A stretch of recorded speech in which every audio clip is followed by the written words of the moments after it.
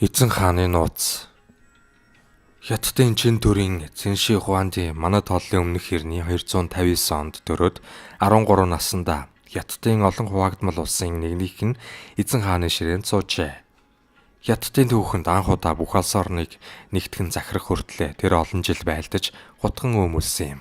Ийхүү хаан суугцаа улс орноо мужлаар хувааж хуйлуудыг эмхтгэж жин хэмжүүрийн систем тогтоов. Олон жилийн дайнаар хоримтлагдсан илүүдэл зэр зэвсгийг хайлуулан хонгоцотгов. Эзэн тулсаа байгуулах үед 40 настай байсан нь тэр үеийнхээр ахмаг нас байлаа. Нэгэнт хөгшөрч эхэлсэн учраас эзэн хааны чиндийн үйл хэрэг үхэлгүй мөнхийн шидийг олоход үлэмж хэмжээгээр чиглэв. Юуны өмнө ирээдүйд нойрсох бунхнаа хэдэн зуун мянган баралгаар олон жил хийлгэв. Мэргэд мөнхийн аршаан бүтээхээр ухаан зарж бас тийм мэрэгдийн эрэлт хил залгаа улс гүрнүүд рүү илчилгээх боллоо. Тэгвч тос нэмэр гарсангүй. Эзэн хааны хилэн ихтэж цааз элд цангасангүй. Эцсийн эцэст догшин эзнээ харгас зүрх жам ёсоор зогсжээ. Эзэн хааныг Лишан уулнаа олон жил босгосон мөнөөх бунханд болшиллаа. Тэрхүү болж бунхны тухай. Тээж ирсэн ордны загварыг газар бунханд суулгаж мөн ордны бүх зэрэг зэнзааны төшөмдийн дүрс, ховор нандин эдаагуурс, эрдэнийн зүйлсийг хамт хийв. Хааны амгалан нойрсох болж бунханд халдгыг санаархагч хэнийгч болов харуулж намнах онцт номсон урлахыг уран гарт дархжуулт зарлиг болголаа. Мөнгөн усаар их баг нуур тэнгис гол мөрөнг хийв. Хаан ширээ залгамжлагч эзэн хааны бүх авайл гэргий нууц садралсан эмсийг андар нь эзэн хаантай болшил хэмээн зарлагдав гэж сударт тэмдэглэжээ. Ингээд зогссонгүй бунхныг тоноглон бүтээлцэж гардан уралсан бүх дархчуул бунхан байгаа газрыг нүдээр үтсэн бүх албад зарц нарыг баривчлан хамт болшилжээ. Тэгээд үнэч чулуун хаалгыг хаалаа. Хаалган талыг хэрэмлэн халахалж ойр хавийн уул толгодод мот бутсуулган шивэлжээ. Цэнши Хуандын хаанчлалын гэрэн инхүү төгсөж түүний болж бунханч зарим хэсэг нь тоногджээ. Эзэн хааны булшийг тонсон дайчид бунхан дээр босгосон ухаа толгойг нураасангүй. Нурайч гээгүй бололтой. Тинхүү тэр ухаа Шэнси мужийн Сян хотоос 40 км зайтай орссоор тентхийн булшийг малтдаггүй байв. Учир нь түүхийн анхаар шаахар баримтыг маш нарийн тоочж үлдээдэг Хятадын түүхчдэд нэн итгэлтэй юм. Харин нэгэн тохиолдлоор тэнд археологчдын мөр гарах зам нээлээ. 1970-ад оны ихээр хөдөө аж ахуй нэгэн байгууллагын эдлэгэн газар цөмрөн суужээ. Цөмөрхийн нүхнээс ар шилэн дээрээ гизэглэн боож зангидсан их үстэй сахалтай шавар хүний толгойд сууж байлаа. Сургуулийн багшийг дуудаж үзүүлсэнд тэр нь археологчдод хэл өргөж одоо бидний сонирхох их ажил ундарчээ. Ухан ухсаар шавар хүн бүхлээрээ гарч ирэв. Эртний дайчны өвсгөлтэй тэр шавар хүн гартаа хүрэл хэлбэртэй жад асгчээ. Бараг 2 метр өндөр дүрс байлаа.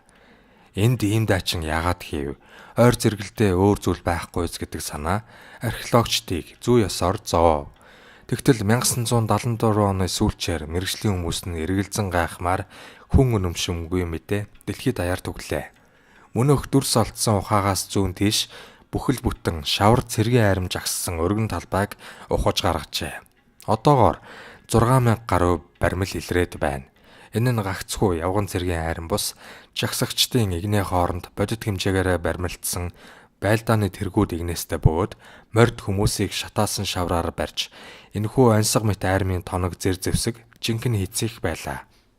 Эхний удирлын малталтаас олдсон олдрууд эдгээр хөшөө бол Цэнши Хуанди хааны бэлэг тэмдгийн хамгаалагчид мөн болохыг археологчид нотолжээ. Ийм айрмын цэрэг дайчдыг мянган баримлж хэдэн зуун мянган барлаг ажилчид бүтээсэн лавтай. Умард Европоос Японоос хүртэлх олон ордны эртний хаад авсанд орохдоо өөрсдөө олон ихнэр эрэм олон боол бие хамгаалагч дайчид албат зарцнараа дагуулдаг шүтлгийн уламжлалт ёс байлаа. Викинг скифчүүдийн хаад булшид дэрэгдэн цааслагддаг хэдэн хүний амь насаар хязгаарлагддаг байсан бол орчлон хорвоогийн захирагч хэмээгдсэн Ши Хуандын үхэл хэдэн зуун хүний амь насыг хөнөөжээ. Баримлчид цэрэг мордын хэв бүтээж урсгалаар цутах энгийн арга хэрэглэж болох байлаа. Гэтэл дээрх олдруудыг судлаас 6000 цэрэг дарга бүрийн шавар баримл хүн нэг бүрийг хуулбарлсан тогтоогдов. Энэ бол 6,000 залуу хөгшин тарган туранхай цэрэг эрс өөр өөрсдийн нурууны хэмжээгээр хэвлэгдсэн хөрөг байлаа.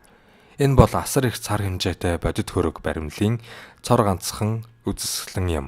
Энэ бол төвөгчд, хүн судлаачид, нийгэм зөөчдөд үнэлж баршгүй олдвор болох нь хэнд ч ойлгомжтой буюу. Эл малтур цэний өмнөх хятадын соёлын тухай урд өмнөх бүх мэдээллийг нийлүүлсэн баримтаас хавьгүй давуу ойлголт өгснийг дурдталтай. Эдгээр тэр армийн дээгүүр битүү сарвчин дээвэр хийжээ.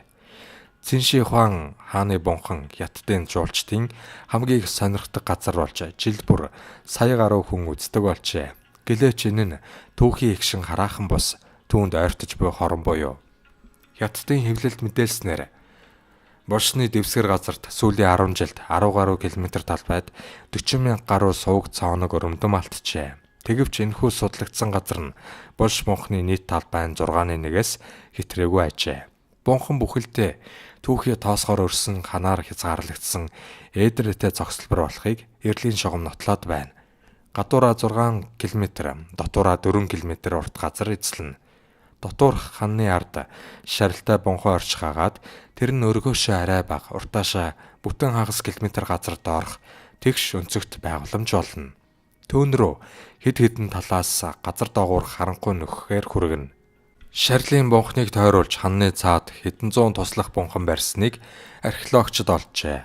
Эдгээр бунхнаас ордны албад зарцнаар татвар эмс олон мянган боолчуудын цогцос гарав.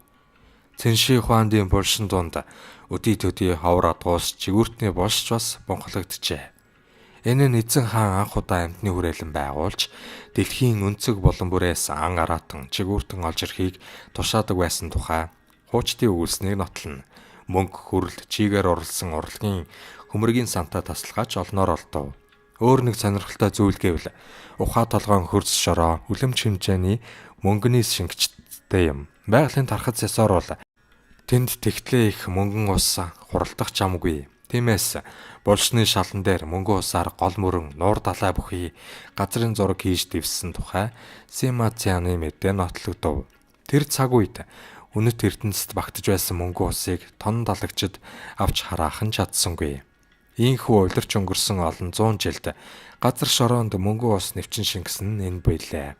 Хамгийн сүүлчийн нэг сонин нь Авс бунхны хавилдуу дээд язгууртныг нойрч сулахад зориулсан бололтой 56 багавтар бунхан гарсан хоосон байлаа.